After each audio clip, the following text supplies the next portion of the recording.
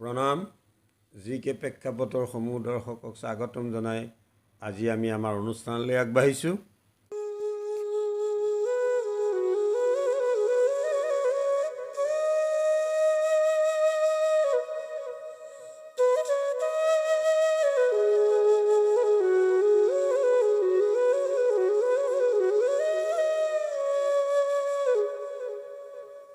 আজি আমি এক বিশেষ অনুষ্ঠান আপোনালোকৰ মাজলৈ লৈ আহিছোঁ। নাৰায়ণ কাহে ভকতি কৰো তেৰা, নাৰায়ণ কাহে ভকতি কৰো তেৰা, মেৰি পামৰো মন মাধৱ ঘনে ঘন, ঘাতুক পাপনা চূৰা, নাৰায়ণ কাহে ভকতি কৰো তেৰা, নাৰায়ণ নাৰায়ণ। প্ৰিয় দৰ্শক, আমি আজি কাৰ বিষয়ে ক'বলৈ ওলাইছোঁ নিশ্চয় আপোনালোকে বুজিব পাৰিলেই। নাৰদ মুনি। এই নাৰদ মুনিক আগতে দেৱলোকৰ এজন ডাঙৰ সাংবাদিক বুলিয়েই কৈছিল। তেওঁ স্বৰ্গলোকৰ খবৰ আনি মৰ্ত্যলোক পোৱাই, মৰ্ত্যলোকৰ খবৰ নি পতাল লোক পোৱাই, এনেকৈ তেওঁ ব্ৰহ্মাণ্ডত বাৰ্তা বিলাই ঘূৰি ফুৰিব পাৰিছিল। সেইকাৰণে তেওঁ এতিয়াৰ দিনৰ ভাল সংবাদদাতা বা এটা চেনেল বুলিয়ে ক'ব পৰা গৈছিল। আৰু তেওঁ কিছুমানে আকৌ ওৰ কথা নি ত'ত, তোৰ কথা নি ত'ত কোৱাৰ কাৰণে কিছুমানে তুতকীয়া বুলিও কৈছিল। এই নাৰদ মুনি ব্ৰহ্মাৰ মানস পুত্ৰ আছিলে। তেওঁলোকক ব্ৰহ্মাই শৰীৰৰ পৰা সৃষ্টি কৰা নাছিল, মনৰ পৰা সৃষ্টি কৰাৰ কাৰণে মানস পুত্ৰ বুলি কোৱা হৈছিল। ব্ৰহ্মাই সৃষ্টি কৰা সপ্তঋষি মৰীচি, অত্ৰি, অংগিৰাম, পুলস্ত, পুলহ, তৌজ, বশিষ্ঠ, প্ৰচেতক বা দক্ষ আৰু এই নাৰদ মুনি। নাৰদ মুনিক ভিগু বুলিও কোৱা হয়। এই সপ্তঋষিৰ ভিতৰত নাৰদ মুনিও এজন।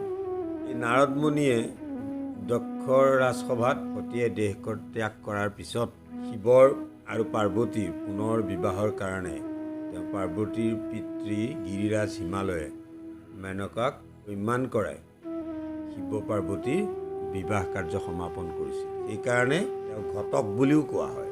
তেওঁ ভক্ত প্ৰহ্লাদ আৰু ধ্ৰুৱক জ্ঞান দিছিলে আৰু তেওঁলোকক তেওঁ মাৰ্গদৰ্শন কৰাইছিলে। আৰু কৃষ্ণপুত্ৰ অনিৰুদ্ধক তেওঁ সেই সময়ত বানৰজাৰ কন্যা উষাৰ লগত বিবাহৰ বাবে তেওঁ ব্যৱস্থা কৰিছিলে। কৃষ্ণৰ নাতি অনিৰুদ্ধ তেওঁ বানৰজাৰ কন্যা উষাৰ লগত বিবাহ কাৰ্যটো নাৰদ মুনিয়ে সহায় কৰিছিলে। এবাৰ এই নলকুবেৰ আৰু মণিগ্ৰীৱ তেওঁলোকে স্নান কৰি আছিলে। অত্যধিক মদ্যপান কৰি তেওঁলোকে স্নান কৰি আছিল এই সুন্দৰীসকলৰ লগত। তেওঁলোক ইমানেই মগ্ন আছিল, সেই সময়ত নাৰদ মুনি সেইফালে যাওঁতে এই নলকুবেৰ আৰু মণিগ্ৰীৱে একো অনুভৱেই কৰিব পৰা নাছিল। তেওঁলোকৰ নিজৰ উদ্দেশ্যত মত্ত আছিল। যুৱতীসকলে নাৰদ মুনিৰ আগমনৰ বিষয়ে জানিব পাৰি তেওঁলোকে লজ্জা অনুভৱ কৰিছিল আৰু বস্ত্ৰ মেৰিয়াই লৈছিল। কিন্তু নলকুবেৰ আৰু মণিগ্ৰীৱে নাৰদ মুনিৰ প্ৰতি কোনো ভূক্ষেপ নকৰাত তেওঁ ক্ৰোধান্বিত হৈ দুয়োজনকে অভিশাপ দিছিল। সেই অভিশাপ অনুযায়ী আৰু তেওঁ কৈছিল যে যেতিয়ালৈকে ভগৱানৰ সংস্পৰ্শলৈ নাহা তেতিয়ালৈকে তেওঁলোকৰ মুক্তি নহ'ব। সেই নলকুবেৰ আৰু মণিগ্ৰীৱ অৰ্জুন গছ হৈ বহু বছৰ পৃথিৱীত থাকিলে। পিছত দ্বাপৰ যুগত ভগৱান কৃষ্ণই যেতিয়া অৱতাৰ ধাৰণ কৰিলে, তেওঁ বালক কৃষ্ণ হৈ যেতিয়া যশোদাৰ ঘৰত আছিলে, যশোদাই কৃষ্ণই উলৈ তুলৈ গুচি যায়, সেইকাৰণে উৰল এটাত বান্ধি থৈছিলে। এই উৰলসহ কৃষ্ণ গুচি গৈছিল, গৈ সেই অৰ্জুন গছ দুজোপাৰ মাজত এই উৰলটো লাগি ধৰিলে আৰু দুইজোপা অৰ্জুন গছ ভাঙি পৰিছিল। আৰু তেতিয়া এই নলকুবেৰ আৰু মণিগ্ৰীৱ এই ভগৱান শ্ৰীকৃষ্ণৰ সংস্পৰ্শলৈ অহাৰ লগে লগে তেওঁলোক শাপমুক্ত হ'ল আৰু নিজৰ স্থানলৈ গতি কৰিছিল। এই নাৰদ মুনি তেওঁ দস্যু ৰত্নাকৰকো বাল্মীকি ঋষিলৈ পৰিৱৰ্তন কৰিবলৈ সক্ষম হৈছে। আৰু নাৰদৰ বাহন ঢেঁকী বুলি এটা প্ৰবাদ আছে। এই নাৰদে সেই ঢেঁকীত উঠিয়েই ইঠাইৰ পৰা আন ঠাইলৈ তেওঁ ভ্ৰমণ কৰি ফুৰিব পাৰিছিল। নাৰদ শব্দৰ অৰ্থ হ'ল পানী। সকলো পূজা অৰ্চনাত তেওঁ পানী দিবলৈ কয় বা জল দিবলৈ কয়। সেইবাবে তেওঁৰ নাম নাৰদ। এই নাৰদমুনি কেতিয়াবা ইফালৰ বাৰ্তা সিফালে নি ভাল পৰিৱেশো সৃষ্টি কৰে, আৰু কেতিয়াবা ইফালৰ বাৰ্তা সিফালে নি তেওঁ সাংঘাতিক পৰিৱেশৰো সৃষ্টি কৰে। তেওঁ বিন্ধ্য পৰ্বতৰ আগত সুমেৰুৰ গুণগান গাই গুণানুকীৰ্তন কৰি বিন্ধ্য পৰ্বতৰ ধ্যান্বিত কৰি খং উঠাই তেওঁ পৃথিৱীৰ বিপৰ্যস্ত কৰি তুলিছিল। পিছত অগস্ত্য মুনিয়ে পৃথিৱীক এই কাৰ্যৰ পৰা ৰক্ষা কৰিছিলে। নাৰদ মুনি তেওঁ ভগৱানৰ বৰ ভক্ত, বিষ্ণু ভক্ত আছিলে। তেওঁ সদায় বিষ্ণুক সন্তুষ্ট কৰাৰ কাৰণেই চেষ্টা কৰিছিলে। সেইকাৰণে আমাৰ মাধৱ গুৰুজনাই গাইছিলে যে হৰি সন্তুষ্টিৰ বাহিৰে অন্য কোনো আমাৰ উদ্দেশ্য হ'ব নালাগে। গাইছিলে চাৰিও বেদৰ চাৰি অক্ষৰ সাৰ কাঢ়িয়ানি ব্ৰহ্মাদেৱে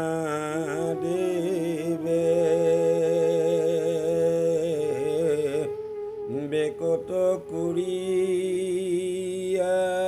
থৈল নাৰায়ণ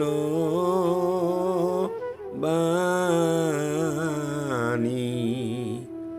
সেই নাৰায়ণ নামলৈয়া শুদ্ধ কৰোঁ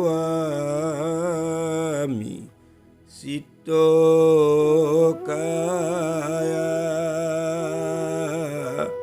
হৰি সন্তোষৰ কাৰণ আনন জানি ৰাম। হৰি সন্তোষৰ কাৰণ আনন জানি।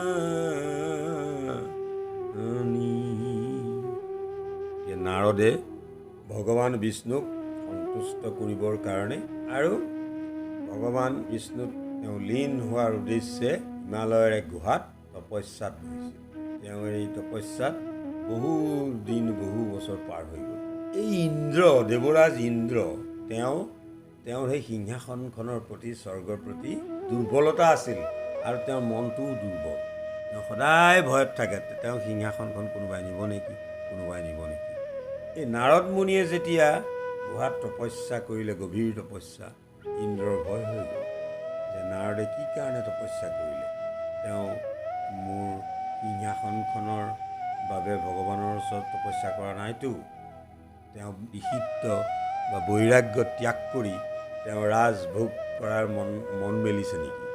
ইয়াৰ এটা ব্যৱস্থা কৰিব লাগিব। এই ইন্দ্ৰই কামদেৱক ক'লে যে নাৰদৰ তপস্যা ভংগ কৰিবলৈ। দেৱৰাজৰ আদেশত কামদেৱ গৈ নাৰদ তপস্যা কৰা স্থানত উপস্থিত হ'ল, আৰু কামদেৱে তেওঁৰ বলত, তেওঁৰ যিটো শক্তি আছে, শক্তিৰ বলত এইখন এখন সুন্দৰ তপোবনৰ সৃষ্টি কৰিলে।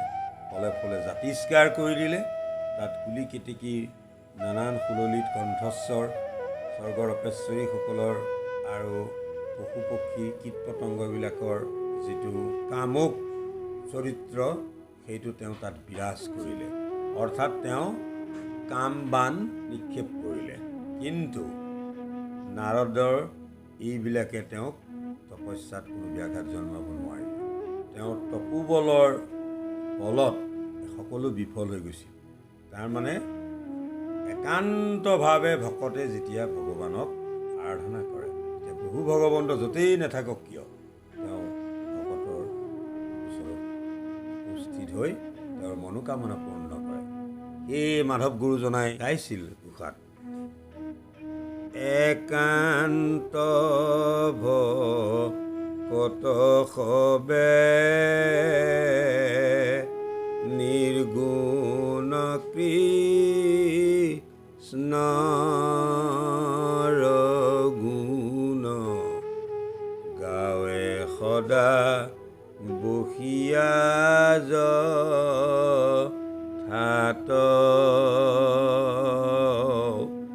বৈকুণ্ঠক পৰিহৰি যোগীৰো হৃদয় এৰি থাকা হৰি সাক্ষাতে তথাত ৰাম থাকা হৰি সাক্ষাতে তথাত।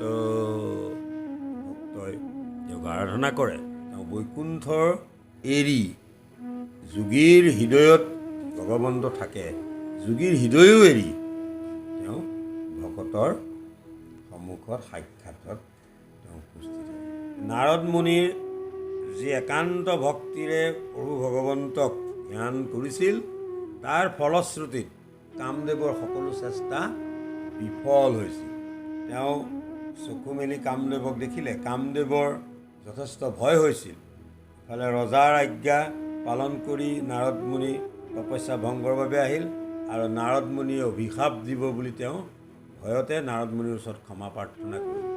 নাৰদ মুনিয়ে যোগৰ বলত সকলোবোৰ গম পাইছিল, তেওঁ সেইকাৰণে কামদেৱক ক্ষমা কৰি দিছিল। নাৰদ মুনি এইখিনিতে অথন্তৰ হ'ল, তেওঁ অহংকাৰ উদ্ভৱ হ'ল হৃদয়ত। তেওঁ ভাবিলে যে কামদেৱৰ বাণে দেৱাদিদেৱ মহাদেৱ আৰু আমাৰ প্ৰভু বিষ্ণুকো বিচলিত কৰিছিল, কিন্তু মোক কামদেৱৰ বাণে একো কৰিব নোৱাৰিলে। অৰ্থাৎ মই যোগবলত মই কামদেৱৰ বা কামবাণত মই জয়ী হ'লোঁ। কামদেৱৰ ওপৰত তেওঁ তপোবলৰ বলত জয় হৈছে। এই কথাটো, আৰু নাৰদ মুনিৰ বোলে পেটত একো কথা নাথাকে, এই কথা জনাবৰ বাবে তেওঁ প্ৰথমে দেৱাদিদেৱৰ ওচৰলৈ গ'ল। দেৱাদিদেৱক ক'লে যে মই কামদেৱৰ ওপৰত জয়ী হৈছোঁ। তেতিয়া মহাদেৱে বুজি পালে যে নাৰদৰ অলপ অহংকাৰ হৈছে। তেওঁ দেৱৰ্ষিক ক'লে, দেৱৰ্ষি তুমি কিন্তু এইটো কথা প্ৰভু বিষ্ণুৰ আগত নক'বা, নহ'লে তোমাৰ অথন্তৰ হ'ব পাৰে। কিন্তু নাৰদে তেওঁৰ সেই অহংকাৰৰ বলত দেৱাদিদেৱৰ কথা নুশুনিলে। তেওঁ পোনপটীয়াকৈ বিষ্ণুৰ ওচৰত উপস্থিত হ'ল। তেওঁ চৌদিশে তেওঁ যে কামদেৱৰ ওপৰত জয় হ'ল এই কথা বিয়পাই দিলে। যেতিয়া বিষ্ণুৰ ওচৰত উপস্থিত হ'ল আৰু বিষ্ণুক সকলো কথা ক'লে, তেতিয়া বিষ্ণুৱে বুজিলে নাৰদৰ অহংকাৰৰ কথা, আৰু তেওঁ নাৰদক ক'লে যে দেৱৰ্ষি তুমি ই অহংভাৱটো এৰিব লাগে, নহ'লে তোমাৰ বিপদ হ'ব। তেতিয়া নাৰদে বিষ্ণুৰ কথাত ইমান গুৰুত্ব নিদিলে। তেওঁ বিনা বাই নাৰায়ণ নাৰায়ণ কৈ তেওঁ আৰু অন্য স্থানত তেওঁ এই যে কামদেৱৰ ওপৰত জয়ী হ'ল এই খবৰ দিবৰ কাৰণে গ'ল। ভগৱান বিষ্ণুৱে ভাবিলে যে নাৰদৰ এই অহংকাৰ অতি সোনকালে নাশ কৰিব লাগিব। সেয়ে তেওঁ নাৰদে গৈ থকা বাটতে এখন সুন্দৰ ফল ফুল নানান ধৰণৰ সৌন্দৰ্যৰে সুশোভিত এক ৰাজ্য, আৰু সেই ৰাজ্যৰ ৰজা নীলনিধি আৰু তেওঁৰ কন্যা বিশ্বমোহিনী, এইবোৰ ভগৱান প্ৰভু ভগৱন্ত নিজেই সৃষ্টি কৰি ল'লে। নাৰদ মুনি শিলনিধি ৰজাই আঠে বেঠে তেওঁ ৰাজ্যলৈ লৈ গ'ল, আৰু লৈ গৈ তেওঁ নাৰদ মুনিক প্ৰাৰ্থনা কৰিলে যে তেওঁৰ কন্যা বিশ্বমোহিনীৰ হস্তৰেখা তেওঁ চাই দিব লাগে। নাৰদ মুনিয়ে বিশ্বমোহিনীৰ হস্তৰেখা পৰীক্ষা কৰি গম পালে যে এই ৰাজকন্যাক যিজনে বিবাহ কৰিব তেওঁ অমৰত্ব লাভ কৰিব, আৰু গোটেই ব্ৰহ্মাণ্ড তেওঁৰ অধীন হ'ব। তেতিয়া নাৰদ মুনিৰ মনত ভাৱ হ'ল যে যিকোনো প্ৰকাৰেই বিশ্বমোহিনীক তেওঁ বিবাহ কৰাব। বিশ্বমোহিনীৰ স্বয়ম্বৰ অনুষ্ঠিত হ'ল। নাৰদে ভগৱান বিষ্ণুক আৰাধনা কৰিলে আৰু লগে লগে বিষ্ণু আহি নাৰদৰ সন্মুখত উপস্থিত হ'ল। তেতিয়া নাৰদে বিষ্ণুক সকলো কথা বিৱৰি ক'লে যে তোমাৰ ৰূপটো প্ৰভু মোক দিয়া, মই যাতে বিশ্বমোহিনীক বিয়া কৰাব পাৰোঁ, বিশ্বমোহিনীয়ে মোক পচন্দ কৰে। ভগৱান বিষ্ণু পেটে পেটে হাঁহি উঠিল আৰু ক'লে তথাস্তু, এইবুলি কৈ তেওঁ গুচি গ'ল আৰু নাৰদৰ মুখখন বান্দৰৰ মুখখনৰ নিচিনা হ'ল। নাৰদ আৰু ফূৰ্তিত ক'ব নোৱাৰা হ'ল, তেওঁ স্বয়ম্বৰস্থলীত উপস্থিত হ'ল। সেই সময়ত শিৱগণৰ দুজন আহি স্বয়ম্বৰস্থলীত উপস্থিত হৈছিল। তেওঁলোকে নাৰদক দেখিলে আৰু সকলো কথা বুজিব পাৰিলে। তেওঁলোকেও দুজন ব্ৰাহ্মণৰ বেশ ধৰি নাৰদৰ ওচৰতে বহিল। তেওঁলোকে নাৰদক শুনাই কৈ থাকিবলৈ ল'লে, বা এইজনৰ যি ৰূপ, বিশ্বমোহিনীয়ে তেওঁক পোনচাতেই পচন্দ কৰিব, আমিবিলাকৰ ইয়াত বহি থকা কোনো প্ৰয়োজনে নাই। এই দুজনৰ কথা শুনি নাৰদ মুনি আৰু গৰ্বিত হ'ল। তেওঁ অহংকাৰত আৰু বেছি ওপৰলৈ উঠি গ'ল। লাহে লাহে স্বয়ম্বৰ আৰম্ভ হ'ল। বিশ্বমোহিনীয়ে বৰমাল্লা লৈ আহিল। আহি নাৰদে তেওঁক চাওক বুলি একদম বিভিন্ন অঙি ভঙি কৰি থাকিল, কিন্তু বিশ্বমোহিনীয়ে নাৰদৰ ফালে নাচালেই। আৰু তাতে স্বয়ম্বৰত উপস্থিত থকা শ্ৰীহৰিৰ ডিঙিত তেওঁ বৰমাল্য প্ৰদান কৰিলে। এই কাৰ্যত নাৰদৰ বিৰাট খং উঠিল। তেতিয়া এই দুজনে, শিৱৰ গণৰ যি দুজন আছিল, তেওঁলোকে নাৰদক ইটিকিং কৰিলে। তেওঁ যিহে কুৰূপ, তেওঁক কোনে পচন্দ কৰিব, গতিকে তেওঁ নিজেই দাপোনত নিজৰ মুখখন চাই ল'লেহে বুজিব পাৰিব, এনেই নোচোৱাকৈ গপত উপন্দি থাকিলে নহ'ব, তেওঁ আচল ৰূপটো তেওঁ চাই লোৱা উচিত। নাৰদৰ বিৰাট খং উঠি তেওঁলোক দুয়োজনকে অভিশাপ দিলে, মানে ৰাক্ষস হৈ জন্ম ল'বলৈ।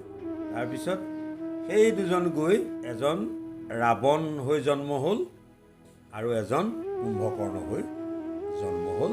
পিছত প্ৰভু শ্ৰীৰামৰ সংস্পৰ্শত তেওঁলোক আকৌ শাপমুক্ত হৈ নিজৰ স্থানলৈ গতি কৰিলে। তেওঁ ভগৱান বিষ্ণুৰ ওপৰত বিৰাট খং উঠিল।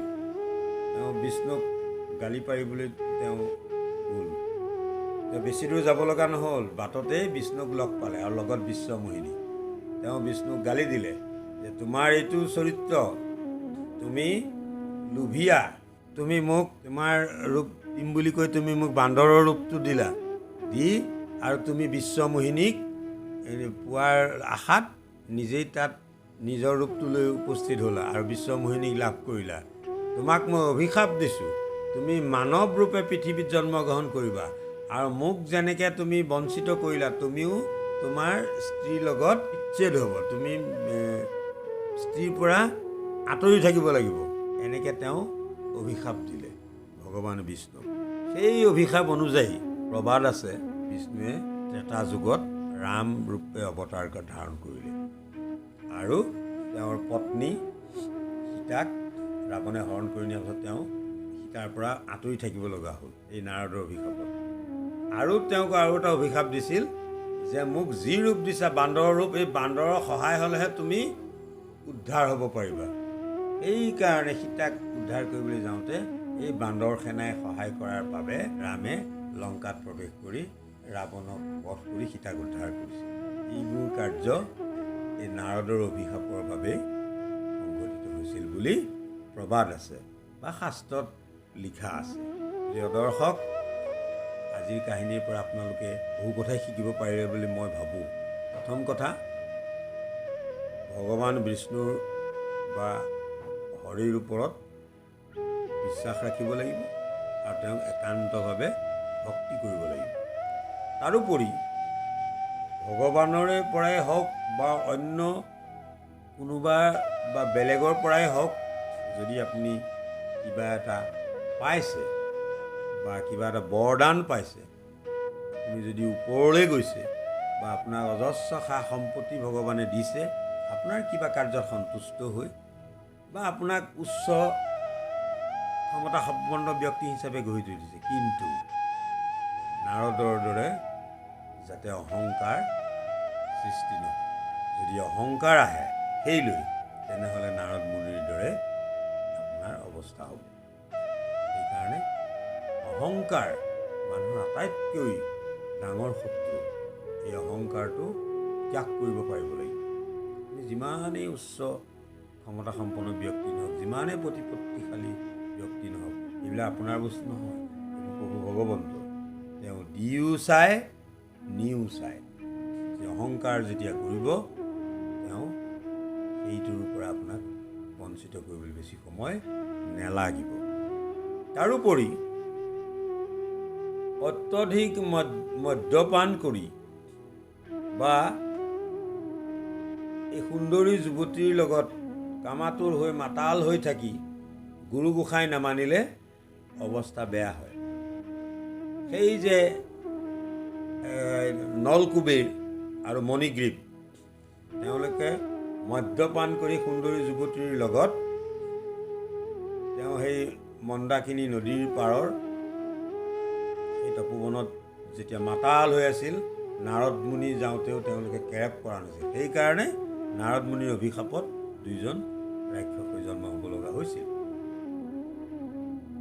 এইবোৰ আমালে দি থৈ গৈছে যে এনেকুৱা কাৰ্য নকৰিবা। কিন্তু আজি আমি দেখোঁ যে মাতাল যুৱক যুৱতী ৰাতি গুৱাহাটী ৰাস্তাৰ কথাই ক'লোঁ মই, মদ্যপান কৰি মাতাল হৈ নিৰীহ লোকক শান্তিভংগ কৰে।